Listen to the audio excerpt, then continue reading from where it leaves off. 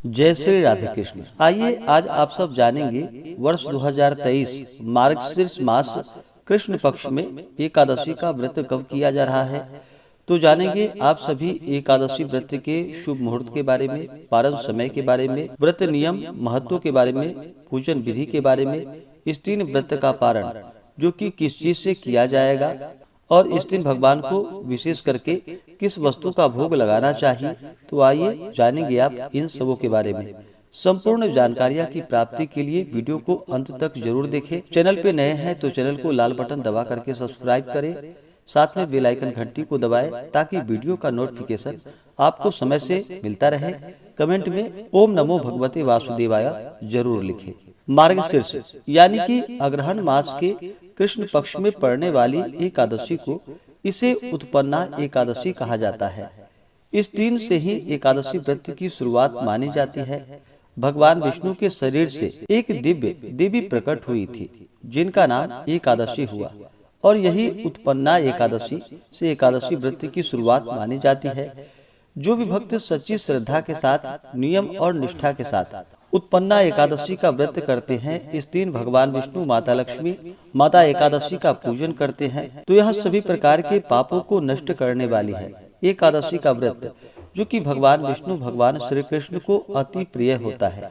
प्रत्येक माह के कृष्ण पक्ष और शुक्ल पक्ष की एकादशी तिथि के दिन एकादशी का व्रत किया जाता है। हर व्रत का अपना अपना विशेष महत्व माना गया है। इसी प्रकार से मार्गशीर्ष मास कृष्ण पक्ष की उत्पन्ना एकादशी का अपना विशेष महत्व माना गया है। जो भी भक्त एकादशी का व्रत करते हैं उनको जो पुण्य फल मिलता है वह शुद्ध तीर्थ में स्नान कर भगवान का दर्शन करने का पुण्य फल इसके 16वें अंश के समान भी नहीं होता है।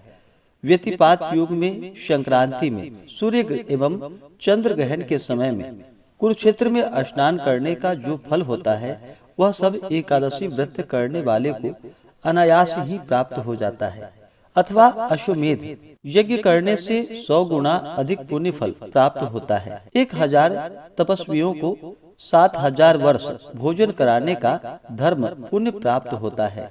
वेद, वेदांग तथा पुराण एवं सहस्त्र गोदान का जो फल प्राप्त होता है 10 ब्राह्मणों के भोजन कराने के पुण्य फल से 10 गुना अधिक पुण्य फल एक ब्रह्मचारी को भोजन कराने में होता है और 1000 गुना अधिक कन्या एवं भूमिदान के देने से होता है और इससे 10 गुना अधिक पुण्य भूखे को खिलाने से होता है। अन्नदान करना अत्यंत ही महान एवं अनुपम पुण्य है। इसके प्रभाव से देव और पितर गण दोनों ही संतुष्ट हो जाते हैं और इसका संपूर्ण महात्म्य देवताओं को भी दुर्लभ है। नित्य व्रत करने का आधा फल एक मूल व्रत में होता है। तीर्थ करना तभी तक महत्व का है, दान एवं नियम तभी तक पुण्यप्रद है जब तक एकादशी का व्रत न किया गया हो। शंख द्वारा जल पीना वर्जित है, मछली एवं मांस का खाना भी वर्जित है। 1000 यज्ञ भी एकादशी की बराबरी नहीं कर सकते। इस प्रकार से जो भी सच्ची श्रद्धा के साथ, नियमों के साथ एकादशी का व्रत करते हैं, व्रत में नियमों का पालन करते हैं, तो इस व्रत के प्रभाव से उनके सभी प्रकार के पापों का नाश होता है और जब व्यक्ति के पाप और ताप नष्ट होते हैं तभी उनके पुण्यों का उदय हो पाता है। उसके बाद ही सांसारिक सुखों की प्राप्ति हो पाती है। तो आइए जानते हैं मार्गशीर्ष मास उत्पन्ना एकादशी व्रत के शुभ मुहूर्त के बारे में। इस बार एकादशी को लेकर के अलग अलग पंचांगों का जो कि अलग अलग व्रत के बारे में बतलाया गया है। तो आप जानेंगे आज सनातन पंचांग और वाराणसी ऋषिकेश पंचांग के अनुसार जो एकादशी व्रत के लिए समय बतलाया गया है उसके अनुसार आप व्रत को धारण करें। एकादशी तिथि प्रारंभ समय 8 दिसंबर 2023 दिन शुक्रवार सुबह 5:08। यह समय सनातन पंचांग के अनुसार है और वाराणसी ऋषिकेश पंचांग के अनुसार एकादशी तिथि की शुरुआत जो कि 8 दिसंबर को तड़के जो कि 2:51 से एकादशी तिथि शुरू है और एकादशी तिथि की समाप्ति 9 दिसंबर 2023 दिन शनिवार सुबह 6:32। यह समय सनातन पंचांग के अनुसार है और वाराणसी ऋषिकेश पंचांग के अनुसार 9 दिसंबर 2023 की सुबह जो कि 4:17 पे एकादशी तिथि की समाप्ति है और द्वादशी तिथि की जो समाप्ति है वह 10 दिसंबर 2023 दिन रविवार सुबह 7:14 यह समय सनातन पंचांग के अनुसार है। और वाराणसी ऋषिकेश पंचांग के अनुसार द्वादशी तिथि समाप्त 10 दिसंबर 2023 जो कि सुबह 5:16 पे है। तो जो भी वाराणसी ऋषिकेश पंचांग को मानने वाले हैं, इसके अनुसार अगर आप व्रत धारण करते हैं तो गृहस्थों के लिए या वैष्णवों के लिए दोनों के लिए एक ही दिन जो कि 8 दिसंबर को व्रत बतलाया गया है, व्रत सर्वेशाम बतलाया गया है। वाराणसी ऋषिकेश पंचांग के अनुसार जो भी व्रत धारण करेंगे वो सभी 8 दिसंबर 2023 दिन शुक्रवार को व्रत धारण करेंगे। और सनातन पंचांग के अनुसार जो व्रत को मानने वाले हैं गृहस्थों के लिए जो कि 8 दिसंबर 2023 दिन शुक्रवार को व्रत बतलाया गया है और 9 दिसंबर को वैष्णवों के लिए व्रत बतलाया गया है। एकादशी व्रत का जो पारण किया जाता है वह पारण हरिवासर समाप्त होने के बाद किया जाता है। हरिवासर का समय द्वादशी तिथि का पहला चौथाई का हिस्सा वह समय हरिवासर का होता है। इसके समाप्ति के बाद व्रत का पारण करना चाहिए। तो जो भी 8 दिसंबर को व्रत धारण करेंगे वो सभी 9 दिसंबर को व्रत का पारण यानी कि शनिवार के दिन दोपहर 1:15 से दोपहर 3:20 तक व्रत का पारण किया जाएगा। और जो भी सनातन पंचांग के अनुसार 9 दिसंबर को व्रत धारण करते हैं तो 10 दिसंबर को इस व्रत का पारण किया जाएगा। पारण का समय सुबह 7 बजे से लेकर के सुबह 7:14 तक व्रत का पारण जो कि 10 दिसंबर को किया जाएगा। अगर आप वाराणसी पंचांग के अनुसार मानते हैं तो आप 8 दिसंबर को ही गृहस्थ या वैष्णव लोग जो भी आप इसी दिन सभी व्रत को धारण करेंगे, नहीं तो आप सनातन पंचांग के अनुसार व्रत को करते हैं तो 8 दिसंबर को गृहस्थों के लिए और 9 दिसंबर को वैष्णवों के लिए व्रत धारण करेंगे।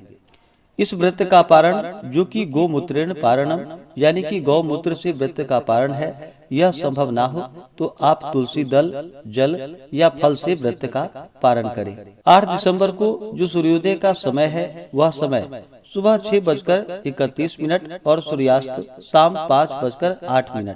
राहु काल का जो समय होगा 8 दिसंबर को वह सुबह 10:30 से सुबह 11:49 तक होगा और 9 दिसंबर को राहु काल का समय सुबह 9:10 से सुबह 10:31 तक होगा। राहु काल समय के दौरान कोई भी शुभ कार्य या नया कार्य नहीं करना चाहिए, पूजन आदि का कार्य नहीं करना चाहिए, इस बात का ध्यान रखें। 8 दिसंबर को ब्रह्म मुहूर्त का समय जो होगा वह समय सुबह 4:51 से सुबह 5:43 तक होगा। योग जो कि सौभाग्य योग रात्रि 12:05 तक होगा। उसके बाद शोभन योग नक्षत्र जो कि हस्त नक्षत्र सुबह 8:54 तक होगा। उसके बाद चित्रा नक्षत्र 9 दिसंबर को द्विपुष्कर योग बन रहा है जो कि सुबह 6:35 से सुबह 10:43 तक होगा। सर्वार सिद्धि योग भी बन रहा है जो कि सुबह 10:43 से अगले दिन सुबह 6:35 तक होगा। तो जो भी उत्पन्ना एकादशी का व्रत करने वाले हैं उन्हें चाहिए इस व्रत के लिए जो कि दशमी के दिन से ही व्रत में नियमों का पालन करना चाहिए। दशमी तिथि के दिन सूर्यास्त होने से पहले ही भोजन ग्रहण कर लेनी चाहिए। भोजन में जो कि शुद्ध और सात्विक आहार ग्रहण करनी चाहिए। सूर्यास्त के बाद अपने दांतों को अच्छे तरह से साफ कर लेनी चाहिए। इसके बाद भोजन ग्रहण नहीं करना चाहिए।